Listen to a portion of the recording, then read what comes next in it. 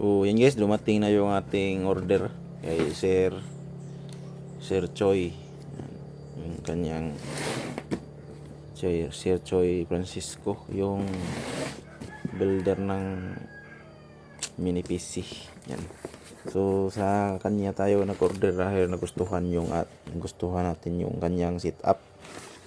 Nagustuhan ko yung kanyang setup. Kaya first time kong nag-order sa kanya. Baka man marunong na ako ng ganito guys, yung ganitong setup. Nag-order pa rin ako sa kanya dahil susubukan ko yung kanyang setup. So, ayan. So, mini PC po ito. So, meron lang kaibahan sa setup niya. Kaya susubukan natin yung setup niya. Dahil plug and play ng kanyang kan. Ito yung 5v5 na pinadala niya. Yan. So, pinadala sa atin. So, yan, meron siyang EP, out, at saka CB, saka in. So, mini PC yung kanyang yung gamitin natin. Yan yung mini PC. So, Minisporum yung pangalan ng kanyang mini PC. So, napakaliit lang nito guys, yung mini PC. Baka magtaka yan o.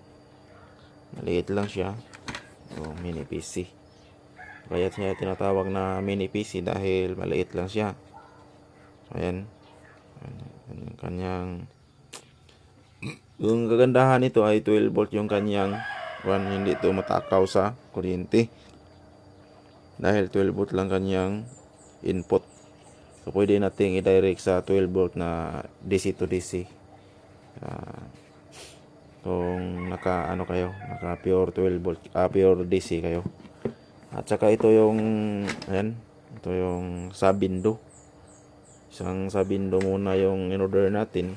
At saka nagdagdag tayo ng dalawang sabindo, bali tatlong sabindo na ito. So, hindi pa dumating yung dalawang sabindo. So, na-ship na yun. Kaya hintayin na natin dumating. So, una muna natin set up itong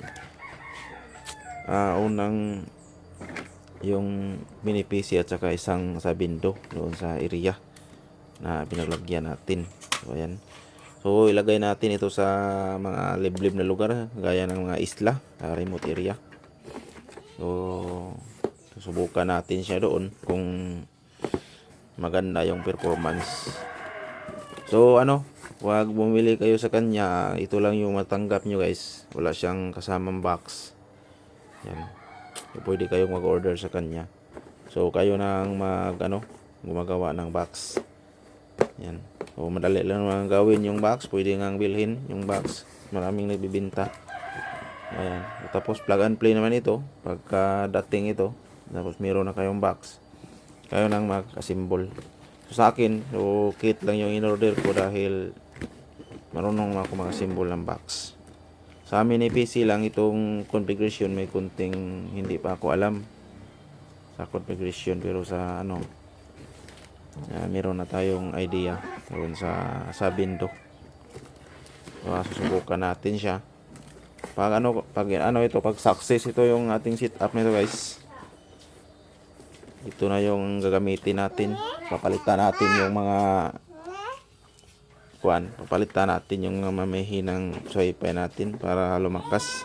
Dahil marami ng kalaban ngayon, hindi na tayo magkumpiyansa. Marami ng mga kompetensya. So, minsan yung wifi mo, nilagyan mo ng bahay, nilagyan rin nila. So, sa isang bahay, dalawang bindo. O ganun ka tibay ang panahon ngayon. So, kailangan mo talagang marunong din. Dahil pag hindi ka marunong makisayaw, ay talagang madadawon ka sa panahon ngayon. Nag-business ka ng piso wifi. Kaya hindi tayo pwedeng umatras sa kanila na ganun-ganun na lang. Isang bahay, dalawang bindo ilalagay. So, ayan. Minsan nagkadikit lang yung bahay, isang dipa lang.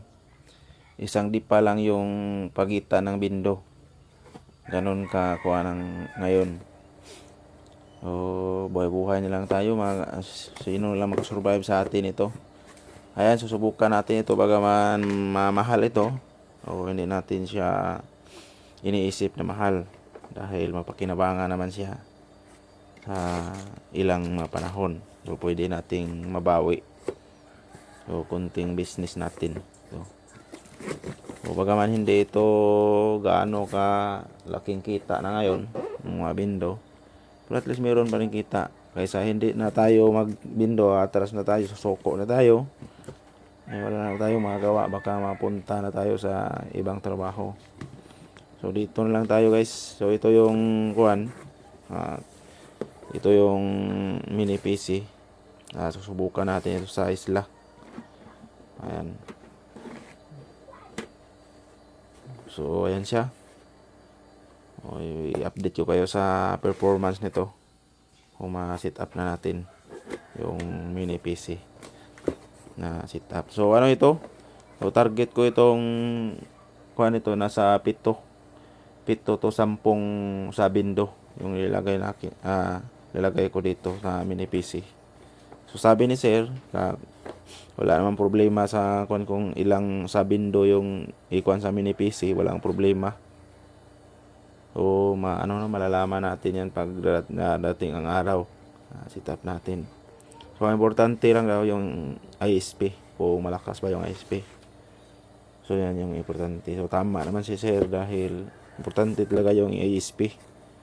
Kung mahina yung ISP mo, tapos ang mahal-mahal ng mga mo, wala pa rin siyang silbi dahil mahina yung ISP. So, importante malakas yung ISP natin. Ayan.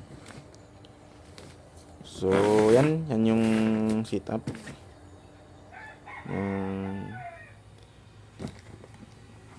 In-order natin kay Sir Choi Francisco.